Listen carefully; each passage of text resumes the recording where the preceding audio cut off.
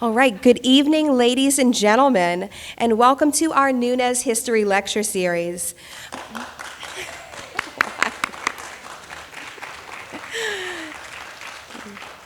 Thank you so much. My name is Catherine Lemoyne. I'm the Director of Development here at Nunez Community College. On behalf of the faculty, staff, and administration here at Nunez, we want to thank you for braving the weather tonight to join us for this very special lecture. We have a fantastic lineup tonight that will begin with a lecture from parish historian William DeMarini Hyland and a special screening of the Telly Award-winning film on the history of the Delaron Plantation. Before we begin our lecture, we want to take a moment to acknowledge an incredible partner and Nunez Foundation Board member who is here with us tonight to make a special presentation, Ms. Rita Gue. And before she comes up, I'd like to say a few words about her. Yes, go on. Ms. Rita Gue was recently recognized by the International Economic Development Council for improving the economy and quality of life in St. Bernard Parish. The IEDC cited a myriad of accomplishments during her tenure as president of the Miro Foundation, including, but not limited to, donating land for community assets, including the St. Bernard Parish Hospital, a sheriff's substation, an elementary school right down the street, a bike path, a marina, a nature walk park, creating an arts campus in St. Bernard's Cultural Arts District, designating the Dockville Farm campus for charitable purposes, launching the business program Startup St. Bernard, and producing Working on Water, just to name a few. Under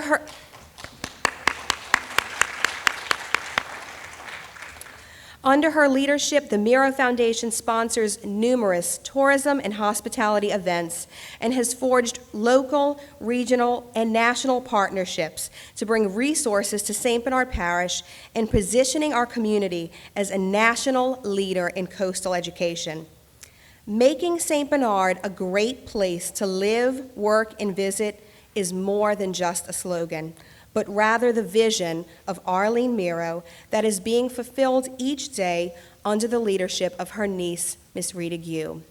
Congratulations, Miss Rita, on this incredible honor, and now I'd like to have you come to the stage along with our wonderful Chancellor, Dr. Tina Tinney, for a special presentation.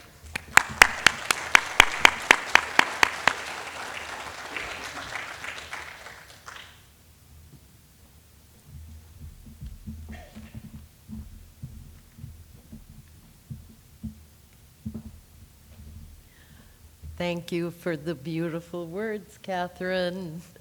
I'm so happy to be here tonight because Nunez is so important to my heart, and it was also to my Aunt Arlene's.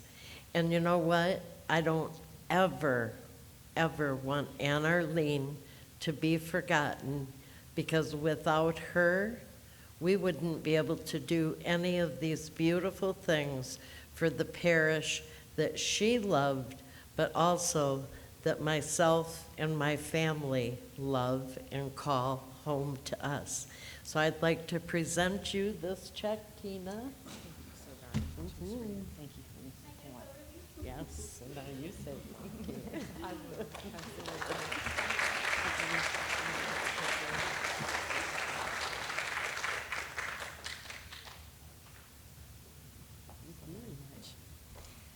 Again, I would like to express my sincere gratitude to Ms. Rita Gue, the Miro Foundation, so deserving of incredible honors for their manner of support to a community that they love. We also love this parish at Nunez Community College, and so all of your support, understand the impact that it has for our programming, for our community, and for each of our students.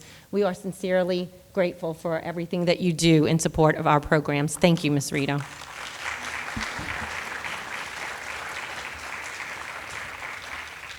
I would like to elaborate on a few areas of support that Catherine did not mention this evening about the Miro Foundation Board. They have supported the History Lecture Series previously and supported our college in so many ways. They are tremendous advocates for education, and the Miro Foundation has awarded 840 scholarships to high school seniors that are valued at more than $2.8 million. That's incredible impact for education. But I am also incredibly grateful for another area of support that allows us to expand our services and access to students and opportunity here in St. Bernard Parish. Most recently, the Miro Foundation donated property that is adjacent to our administration building on Paris Road that allowed us to meet a match for Act 360 dollars that will support development of a new Student Success Center and onboarding for Nunez Community College. Without that donation, that match would not have been possible, and we would not have been able to expand the footprint of our campus and services to our students. Again, thank you, Ms. Rita and the Miro Foundation. And speaking of incredible partnerships, we have another community partner who has made that opportunity for the Student Success Center a reality. Tonight we have with us President Guy McGinnis to introduce our guest speaker, and I would also like to publicly thank President McGinnis for the incredible support to Nunez Community College. Our Act 360 dollars were matched as a result of Miro Foundation and a donation by St. Bernard Parish government and the council for our aerospace building, which is a tremendous asset to programming and a niche program that is unique only to Nunez Community College in the state of Louisiana. So thank you for your support, President McGinnis, and the many ways that you help Nunez Community College. And without further ado, please join me in a warm welcome to President Guy McGinnis.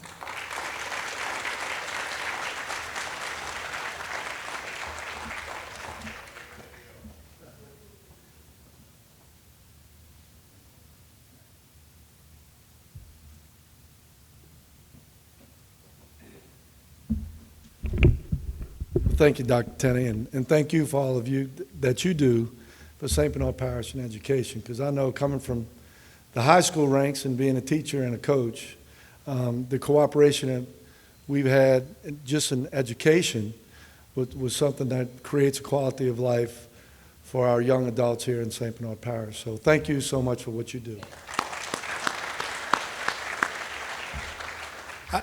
I didn't know that I was actually introducing Mr. Hyland tonight, and if I would have brought the book to introduce him, so it's probably better that I didn't, because it won't last as long.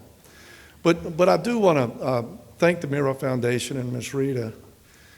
I was fortunate enough to be in Indiana when she received the award, and talk about a proud moment when she got up there and killed her speech. And, you know, Chris was there, and I know he's proud of his mom, but I tell you, you know, with these people from around the world, 7 awards, right? And, you know, her receiving that award, and the next guy that gets up, he says, well, I was taking some notes from my speech, and he said, first note, don't go behind Rita. And he never knew it from Adam, you know, but it was really uplifting to be there and to see that. So Ms. Rita and the Miro Foundation, thank you guys. And, you know, the cooperation that we have in St. Bernard Parish, not only amongst all of our elected officials, all 8 parish-wide elected officials went unopposed, so that says something, and to be a part of that and to connect the dots to all of the different organizations that make it happen in St. Bernard Parish. And the cooperation and connection that we have with Nunez Community College, I would have never known how much that meant to our parish, other than being parish president. But she just, you know, she said the aerospace building. You know, think about this for a second. This is a Boeing program, workforce program, for our students, and available right around the corner from them, to be a part of sending, and they just signed a contract, I'm sure you're familiar, 20 rockets that they're going to be sending off into space. And they're going to be built with children our young adults, students that come here to Nunez Community College. That is so awesome. And for parish government, and I'm standing up here, but the council, all of your council members are the ones who actually donated that building to Nunez Community College. All we did was put it together. So, Ms. Wanda, you're here tonight. Where are you? Is there any other council member here tonight? Gillis, back there with his children. Thank you two guys and the rest of the council for what y'all do. You guys are going to watch a film tonight on the Ronde ruins. And, that presentation will come later. And I'm looking at these Telly Awards over here. And I'm wondering, Rachel, if you took mine out of my office, broke through my security apparatus. But it's such a proud moment. We have the best team, and you guys will see the team later on and see this film. The culture, the history of St. Bernard Parish is something that I learn every day. I was in my little gym being a basketball coach and a teacher at Shelman High School, and I hear a little tidbits around the parish. Bill would always tell me that I had descendants of the Isleños, the Alfonsos, and he would try to, and I always forget. But it's so interesting, and it's so important to where we see ourselves in the future with everything going on right now on our coast, and our connection with the city, and everything going on. So it means so much to us, the connection with Nunez Community College, the connection to our history, so where we can define what we will be in the future.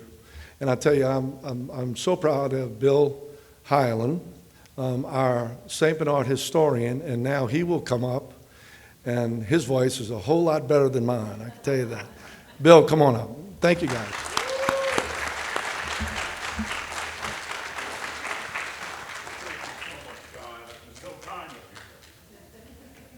You know, when they get desperate, they get me.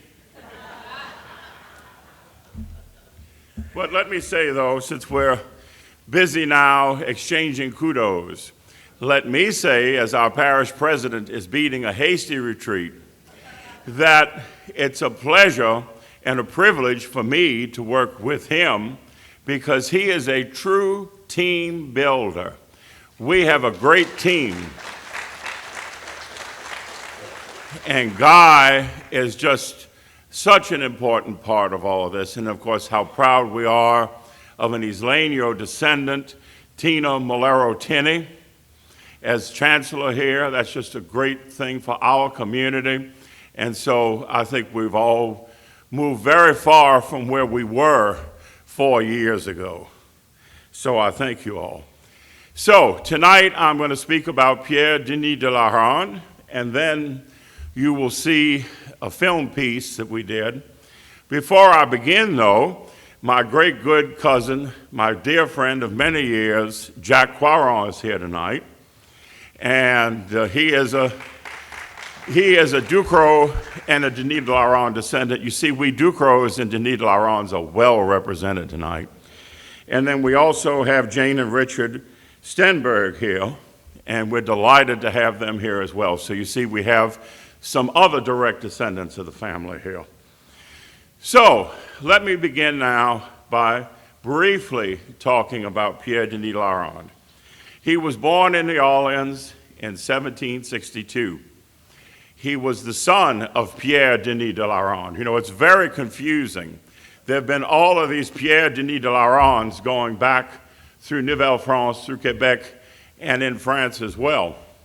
So anyway, he was the son of Pierre Denis de la Ronde and Madeleine Marguerite Brutin.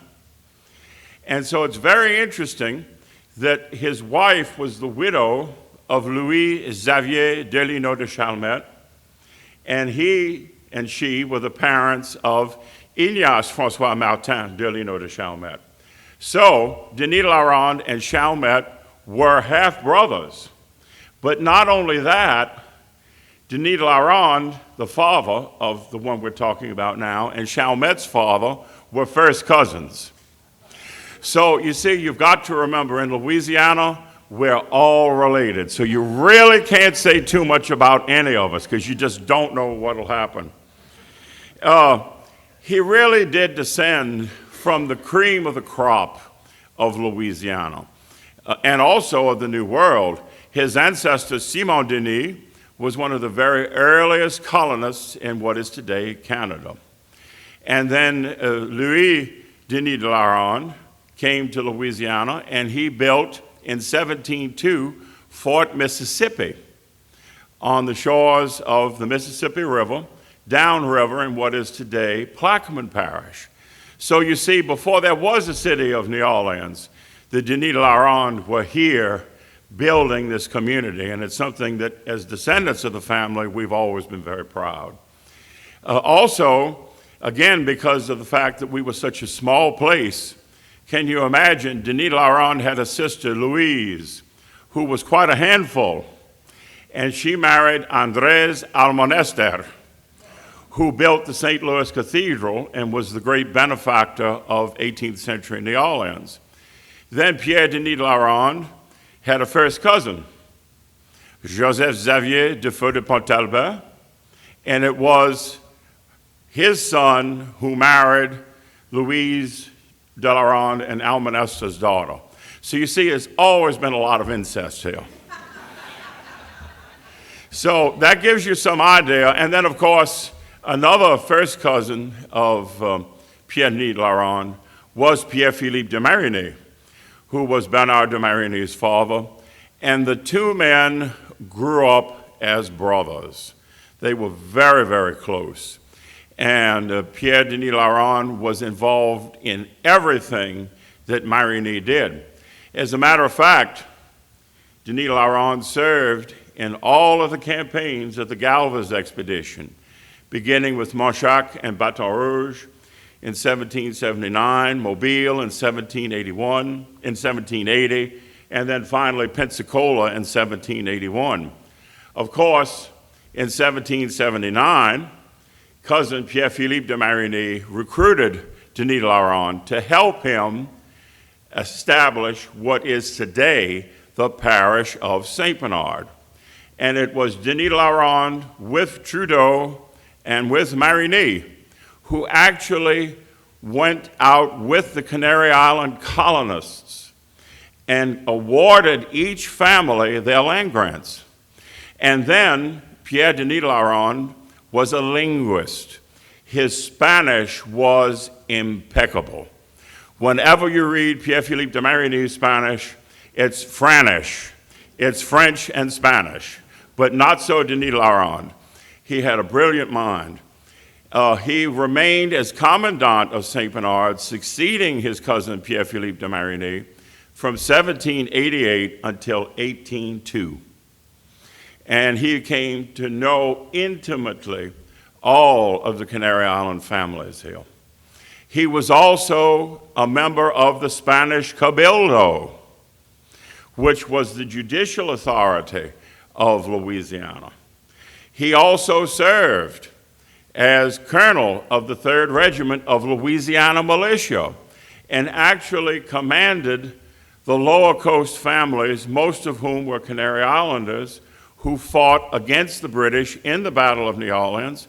Regretfully, many of them were taken prisoner in the night battle of December 23rd, 1814. But nevertheless, it was Denis de la Ronde's people who provided Jackson with the reconnaissance which was necessary for Jackson to be able to make informed decisions.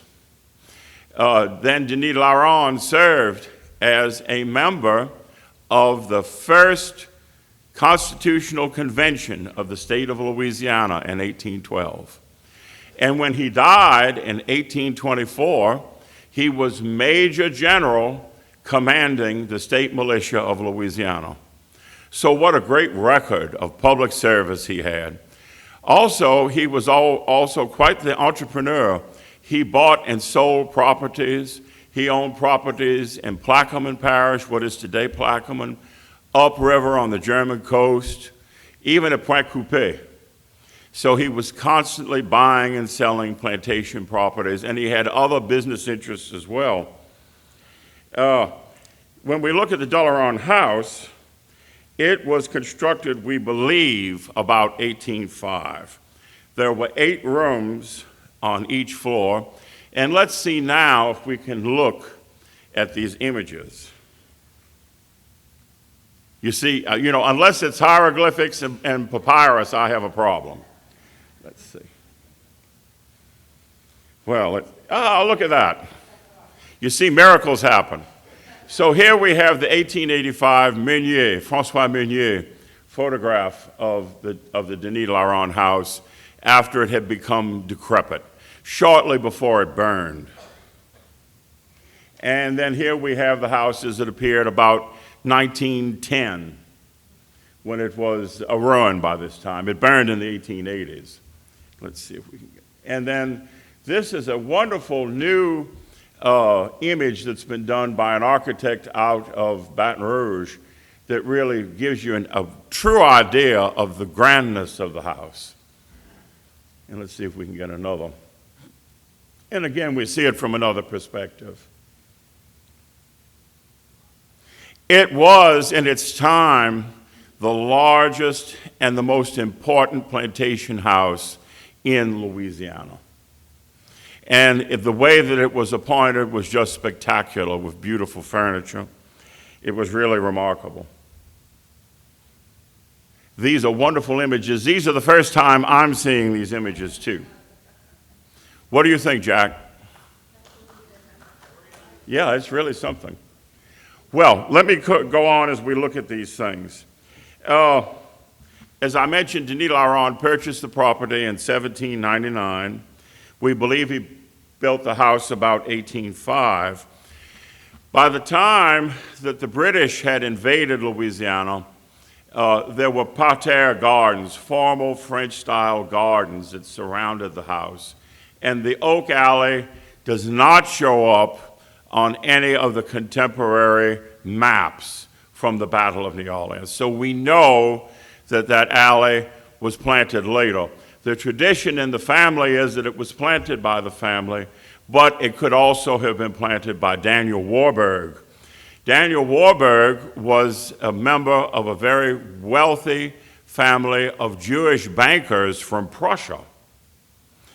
And he speculated buying this plantation in 1832. He spent, I think, about $140,000 for the plantation. It was quite an investment. And he was the one who named it Versailles Subdivision. You know, I can well remember talking to Sam Wilson many years ago, and we both said, you know, why would a de la Ronde want to name his place Versailles when he's a de la Ronde? But in any event, he was the one who named it Versailles, and then first it was, the development was bisected by Paris Road, and then there were long lots that faced Paris Road. And actually that plan was done by Charles Zimpel, also a Prussian, who laid out the city of Carrollton. But then in 1837, there was a change in the layout, and Alou Demecoeur laid out Versailles differently with the street grid that we have today, and with the names Montesquieu and Fenelon. And, you know, we have, actually, Genie Street was actually Genius. But anyway. And then, of course, the structure served many purposes. I'm looking at some notes. It served many purposes. It was a school in the 1850s. Of course, in the Battle of New Orleans, it was a temporary headquarters for the British and a British hospital, so that the site has international significance, as you will see. In terms of preservation efforts, believe it or not, there have been intermittent efforts to preserve the site. And actually, it began with the Daughters of 1776-1812, the group which preceded the Chalmette chapter of the United Daughters of 1812. And they were the ones who had the idea of saving the ruins, and of course, in those days, the ruins, and really the whole tract from the Chalmette battlefield downriver was owned by a group of New Orleans businessmen, which included several Rexes. Jean-Jules Aldiger was a former Rex, and he was president of the group. And they called it the Battleground Plantations. But Aldiger and the business leaders in New Orleans had the idea that that area could become a very great asset to New Orleans in terms of being a place for business and industry. So that's when Port Chalmette began, and then that's when the Chalmette Slip was opened, all the result of these rather forward-thinking businessmen. However, the ladies who were descended of the people who fought in the Battle of New Orleans were determined that they would have their way as well. And one of the ideas that they floated was to have a park extending from the Macarty place, which is today the Chalmette Slip, all the way to Paris Road. But nothing ever came of that. But in any event, as time progressed, so there were certain things that the ladies just would not concede. And one of those things, working with the Louisiana Colonials, was to see the Delaronde ruins destroyed. So it was that group of ladies, Mary Perez Tennant, for instance, who really lobbied the Congress and the state legislature, and that's why when St. Bernard Highway was opened, there was a right-of-way established around the ruins, but the railroad company kept ownership of the ruined site and the oaks. So then that was the first big victory that they had. And then one of the other things that the ladies did, you know, Tulane Medical School used to be on Canal Street. So the fence that surrounds the ruins today was the fence from the original, or from the old Tulane Medical School on Canal Street. The Louisiana Colonials placed it there. Then as time progressed, we had the 1915 hurricane, we had the 1947 hurricane, we had Hurricane Betsy in 1965, and there were other smaller hurricanes in that period. And gradually more and more damage was done to the ruined site. And then in the 1950s, a group of ladies here organized the Green Thumb Garden Club. And I'm certain some of you in this room will remember Alice Shalona and the Livaudays and some of the other people who were very much involved in Barbara Cleese, some of the people who were very much involved in the Green Thumb Garden Club. And once again, they focused a great deal of attention on the ruins. And for instance, several times they uplit the ruins at night, and then they tried to landscape the area, and they had a very positive role there. Then, in the 1980s, my predecessor as historian, Frank Fernandez, and I decided that we were going to try to do something more with the ruins. So we decided that we would see about having the ruins placed on the National Register and a Historic American Building Survey document done of the site. So both of those things we were able to accomplish. We began agitating for all of that in 1986, and we were able to complete it in 1991. It takes a while, you know, but we got it done. Then we had one of the most awful interludes in the history of the ruins. And this began in 1992 when someone who was elected to public office in St. Bernard, who will remain nameless, decided that those ruins were a danger to the people of St. Bernard Parish, that children were going to be killed as school buses passed. And I never forget, we had several meetings with this public official, and one day Frank Fernandez was there, and Frank said, "Oh, thus and so, he's really upset." And then he called Frank over to talk to him, and I heard him screaming at the top of his lungs, "Why, Mr. Fernandez, Mr. Hyland crazy, he brick worshiper, get him off me."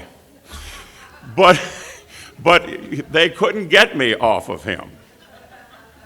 You know, I am the victim of 11 generations of inbreeding in my family, and no one was going to get me away from those ruins. I would have died before I'd seen those ruins destroyed.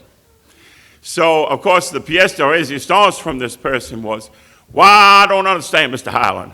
Why, you know, I say, let's build us a bigger and better ruin than ever before. So anyway, these are some of the things that we've gone through in order to keep those ruins there, and Jack was very much involved with all of that. And then thank God, though I don't see anyone here from the Daughters of the British Empire and their subsidiary, the Ronde Restoration Corporation. I do see. You are there. Okay, good.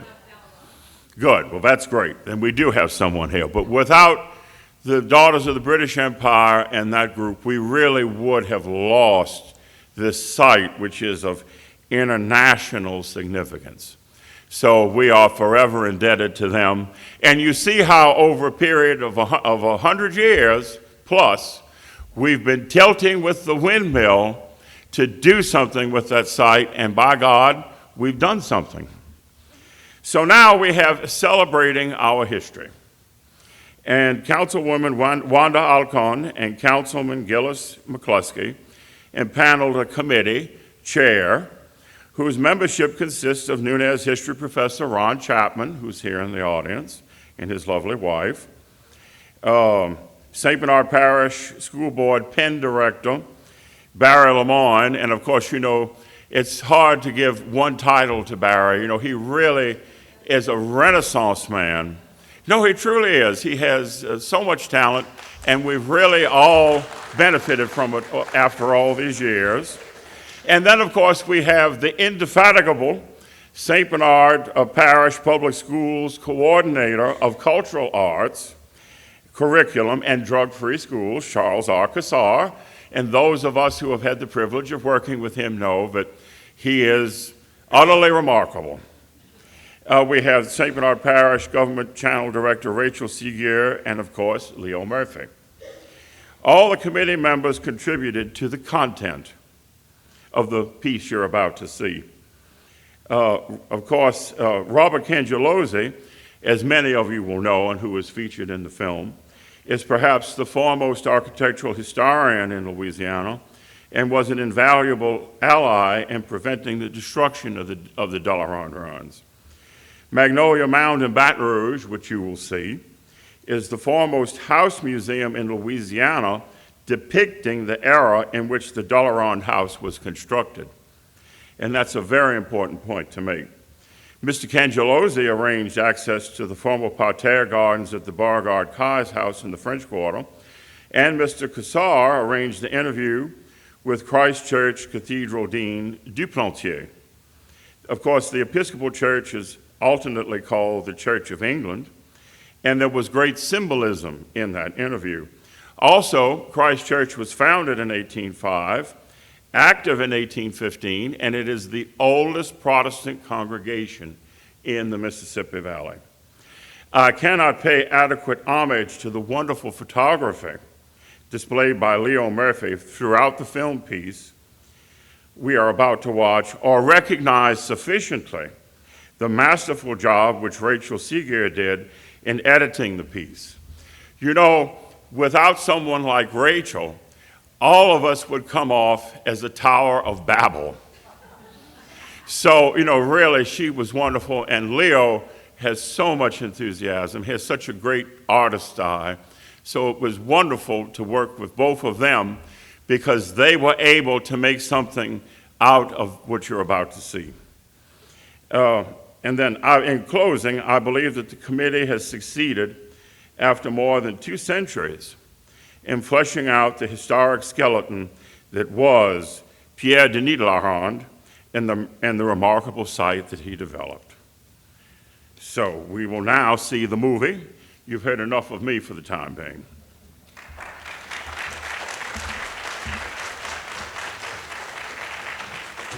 An often overlooked but important part of St. Bernard's history is the Denis de la Ronde Historic Site.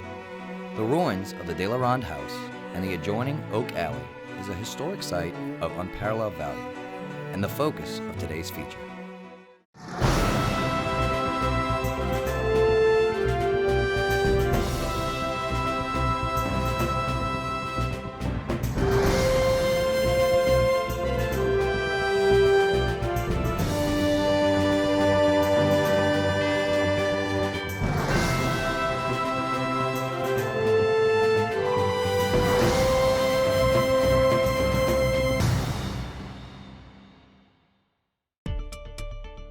Shortly after the founding of the city of New Orleans, people were given grants of land fronting the Mississippi River from just downriver from the original limit, lower limit of the city of New Orleans to English Turn, which is today Poydras in St. Bernard Parish.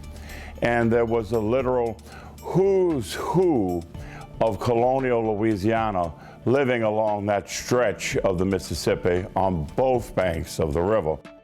The first person to be granted what would become the Denis de la Ronde house and plantation was Adrien Dupourget. Adrien Dupourget was the colonial engineer who laid out the city of New Orleans in 1721-22, and he designed the first parish church of St. Louis, which would stand until 1788 when it was burned and replaced by today's St. Louis Cathedral. One of the most important and one of the most significant, colorful figures to establish a presence below New Orleans, just above Pointe Saint-Antoine, was Pierre Rigaud de Vaudreuil, who was governor of Louisiana in the 1740s and 50s. He purchased in 1739 a plantation that would become Araby in 20th and 19th and 21st century St. Bernard Parish. Another early owner of the de la Ronde tract was Jean Balthazar de Pontefract de Mazon.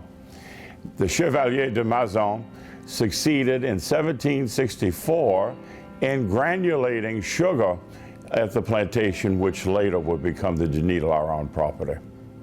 Pierre Denis de la Ronde acquired what would become his plantation in 1799.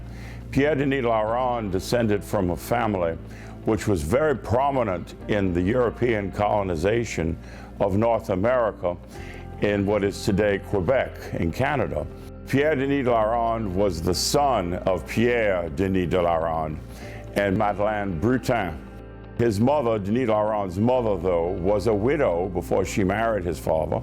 Her first husband was Louis Xavier Martin de Lino de Chalmette, and her son, who was a half-brother of Denis de la Ronde, was Ignace François Martin de Lino de Chalmette, who owned the Chalmette battlefield, owned the Chalmette plantation, which became the epicenter of the American and British fighting January 8, 1815. Denis de la Ronde fought in the American Revolution through his service in the Galvez expedition. He also participated in the settlement of the colonists from the Canary Islands who founded St. Bernard in 1780.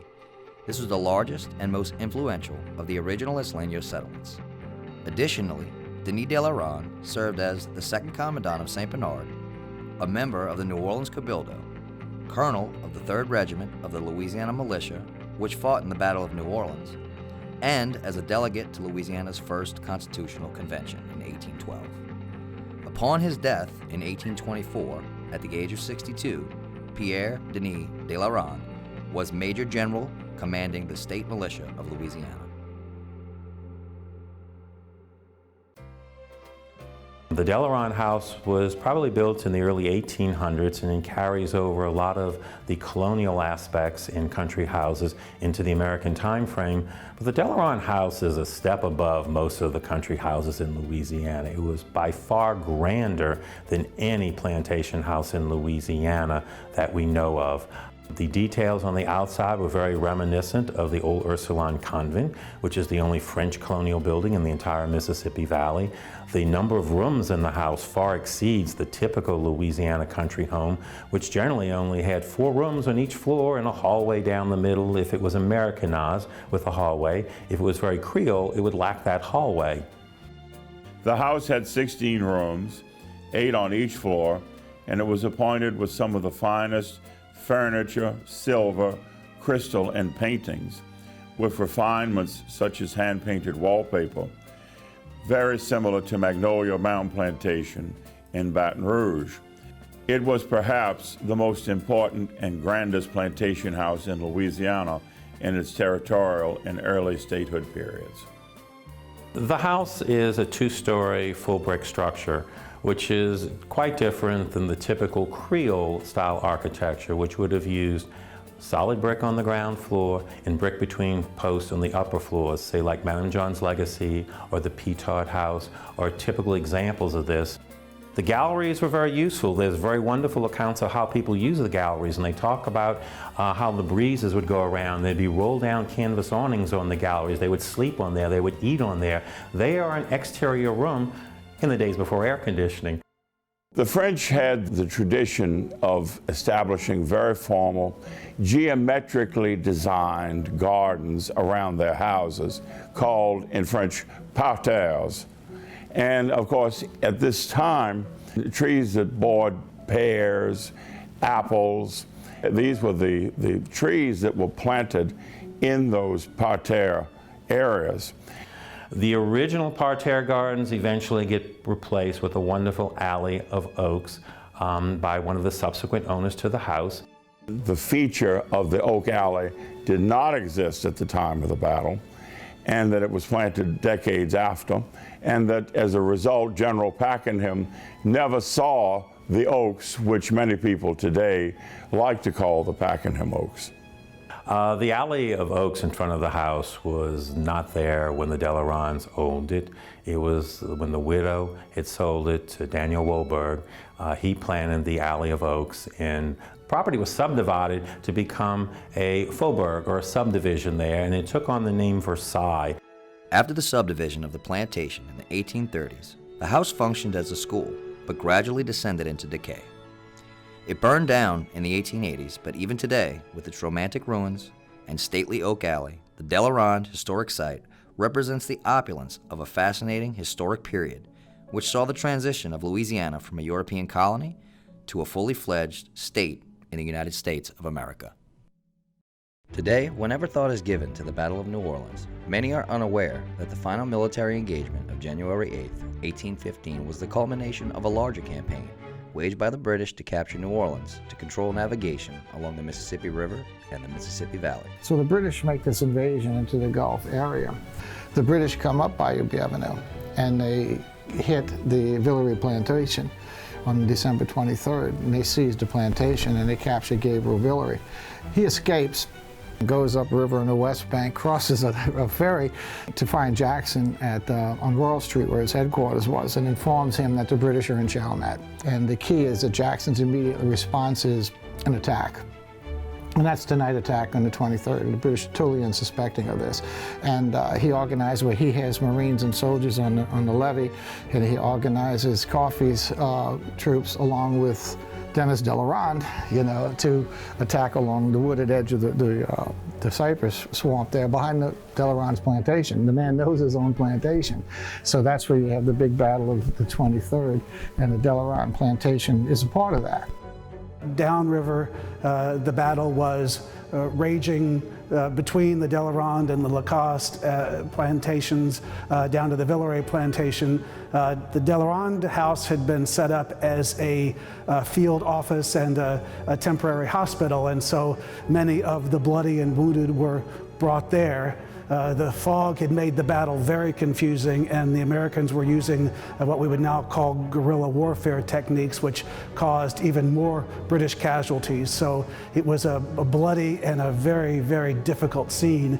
The Ronde Plantation was where they brought many of the dead and the casualties. General Pakenham himself was brought there, his body to be prepared to be sent back to Ireland for burial, but so many died in this area, these fields around the Ronde Plantation, that it's today even remembered as a sacred place for all those who lost their lives and who spilled their blood for their country and for their best interest of their commander. I first learned about the site when we were commemorating the 200th anniversary of the Battle of New Orleans. And when I found that this was a British-connected site, I thought this is certainly something that the Daughters of the British Empire would support. In 2016, we formed the Denis de la Ronde Preservation Corporation with the goal of stabilizing the site and preserving it for future generations. Jane Caruso contacted us a couple years ago, back in 2016, and she had this kind of interesting proposition for me. She said, I have these piles of bricks, pillars in the middle of a major thoroughfare, and they're falling apart, and we need someone to fix them up. So because the site's so old, when they built it, they only would have used a lime-based mortar. They probably would have slaked their own lime on site or nearby. The bricks look like they were hand-fired, some of them, or at least locally fired. They were not fired at a very high temperature, which is why the site's in such bad condition. The bricks are literally crumbling. But knowing that, we only use lime mortar in our repointing work. It's all lime, so it's all 100% matching the original historic material, or matching as closely as possible. So you can see here someone had come out before and done a repointing repair. Unfortunately, they used a Portland cement mortar, which is much too hard for this old red soft brick. So what's happened is the brick has actually worn away, which you don't want to see. Something that you'd rather see in a structure of this age, you'd rather see the mortar wear away and the bricks stay. We have the reverse happening here. That's bad. So that just means that they used a mortar that was much too hard. What we are doing is repointing with a really soft lime-based mortar, which is what they would have used originally when they built these pillars.